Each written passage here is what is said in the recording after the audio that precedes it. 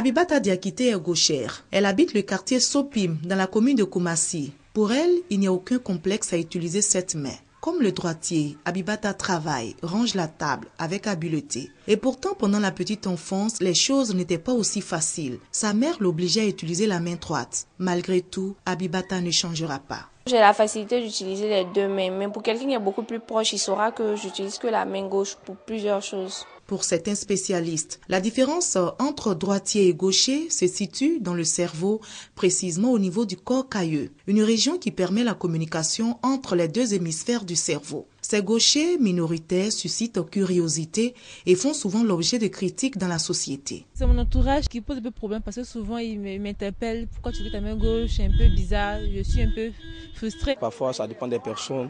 Si c'est entre amis, ça passe, mais pour des grandes personnes, je suis obligé de les saluer avec la main droite. Soit je les salue sans les tendre la main. Dans certaines cultures et traditions, l'utilisation de la main gauche est mal perçue. Elle est porteuse de mauvais présages, une conception rejetée en bloc par des hommes de Dieu. La Bible n'a pas mis de l'accent sur les gauchers. La Bible n'a pas donné une condamnation sur les gauchers. Toute personne née est créée par Dieu. Donc ce que certaines personnes disent que les gauchers sont des génies et autres, la Bible n'a pas mis l'accent dessus. Ce n'est nulle part écrit dans le Coran qu'il faut rejeter quelqu'un qui fait tout avec la main gauche.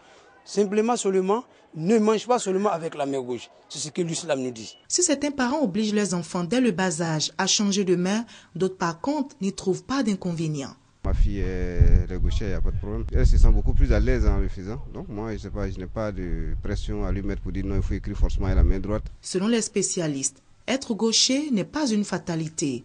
C'est au contraire un atout, notamment dans le domaine sportif. C'est le cas du célèbre tennisman Rafael Nadal. Au-delà du sport, on a des personnalités politiques comme le président américain Barack Obama.